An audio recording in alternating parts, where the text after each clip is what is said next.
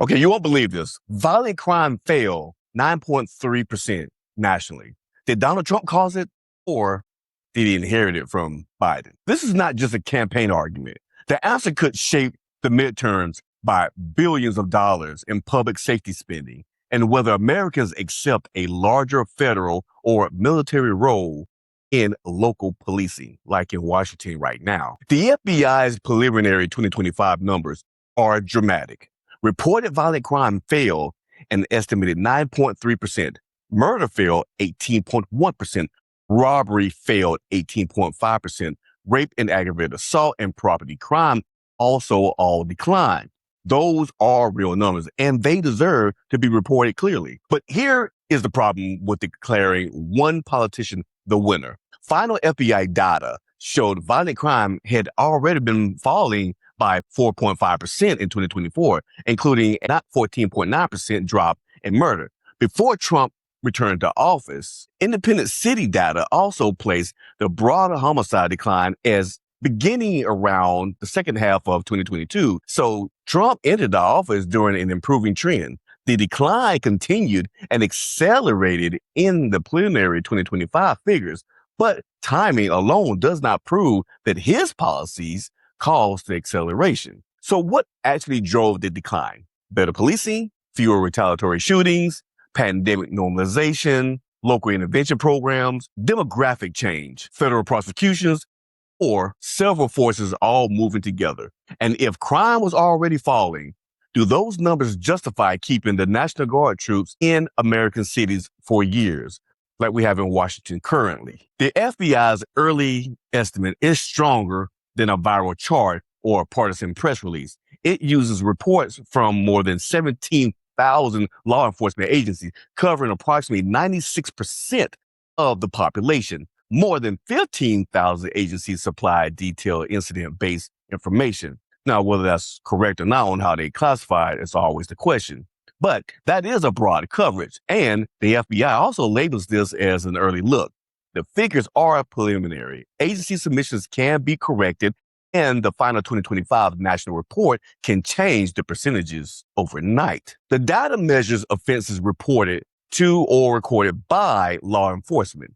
They do not capture every crime that occurred. Victims sometimes don't report it. We know that happens. Police departments can classify similar conduct differently than the way they should have classified it. Participation and data quality also vary. None of that makes the decline imaginary, but it means the honest sentence is reported violent crime fell sharply according to the FBI's preliminary estimate. Not that every form of violence fell equally in every community. That's a more accurate statement. National averages can hide local danger. One city may see homicides collapse altogether, while another sees an increase going out the roof.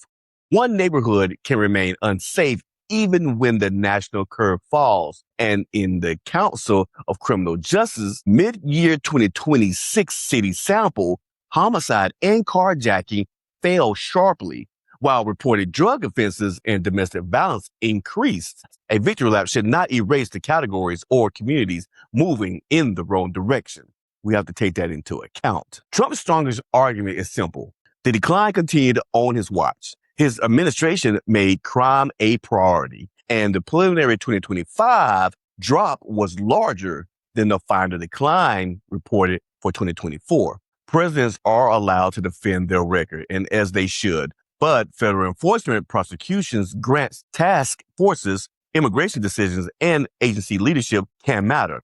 If the final numbers hold, Trump can fairly say the country became safer by these national measures during his first year back in office. But this is what he can do. He cannot honestly claim exclusive ownership without stronger evidence. Crime fell under the previous administration as well. You know, Biden. You know, the one we're talking about, Sleepy Joe. The recent decline appeared in cities led by Democrats and Republicans, places with different prosecutors, different police strategies, and different levels of federal involvement. Now, the Council on Criminal Justice explicitly says its trend report is not proof of success or failure of any particular policy, and there is no single explanation for the decline. when the same direction appears across different policy environments. One national leader's slogan is not a casual analysis. The political incentive is obvious. A sharp crime decline gives Republicans a positive midterm message at a moment when prices, jobs, and household costs can be harder to sell or damn near impossible to sell. I mean, let's be honest, everything's through the roof. Democrats will emphasize that the trend began before Trump returned. Both sides will select the starting date that produces the best headline for their party. The audience should refuse that whole entire game. Put that out there. Start the chart before the politician you are evaluating took office. Use the same measurement across years and separate correlation from causation. That would make a fair assessment. There's another leap in the argument, okay? So Trump has connected the crime story to expanded National Guard and federal deployments. But a lower national crime rate does not prove that troops caused it at all. It can be popular, lawful, costly, like the one in Washington that has cost the taxpayers $1.4 billion. And it can be unnecessary or effective or ineffective or some combination depending on the place in the mission. Those questions require evidence specific to the deployment, not a national stat attached afterward. Here's the fair credit line for Trump. Trump can claim stewardship. Violent crime continued to fall during his administration, which it has, and the preliminary 2025 decline was substantial. He can identify particular federal operations and show their outputs as well. He can ask voters to judge whether his priorities helped. What he cannot yet prove is exclusive causation. That exclusive causation that his administration created a trend that the record shows began early, but the record shows that began early before he took office, or that every aggressive enforcement proposal deserves credit for a national decline. Trump's critics also need intellectual honesty. The fact that the trend began under Biden does not mean every Trump policy was irrelevant. A continuing or accelerating decline is good news for both sides, not something to minimize because the wrong president is announcing it. If later research finds that a particular federal action reduced shootings or repeat offending, give those programs the credit that they deserve. The standard should be evidence, not party loyalty. But we know it's going to be a party game. The responsible conclusion is straightforward, everybody. Crime is down by the FBI's preliminary national measures, even if you include white and black people. This is good news. Trump inherited an improving trend, which he did, and the decline continued during his administration, which it has. So you would have to give credit to Biden and Trump, to be honest. The current data does not prove that he caused it alone. Before expanding extraordinary policing powers, demand a clear mission, lawful authority, measurable outcomes, and transparent costs. And then lastly, we need an exit plan like we do for the National Guard. Celebrate safer streets, but do not let real statistics become a blank check to do whatever you want to do, President Trump.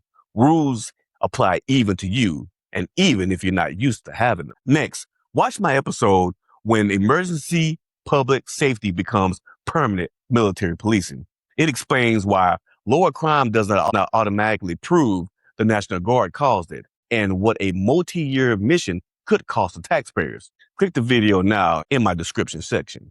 This is Money in Politics Simplified. I'm Esco. Stay informed, stay engaged, because when you understand the money, well, my friends, you understand politics.